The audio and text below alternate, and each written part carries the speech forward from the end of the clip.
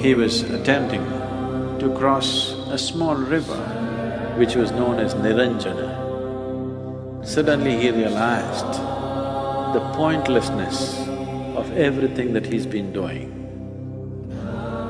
All this physical torture that he's been doing with himself. Suddenly he realized everything that he's looking for is right here. He's been desperately trying to go towards truth. Suddenly he realized there is no going towards truth. If you just open up, it's right here.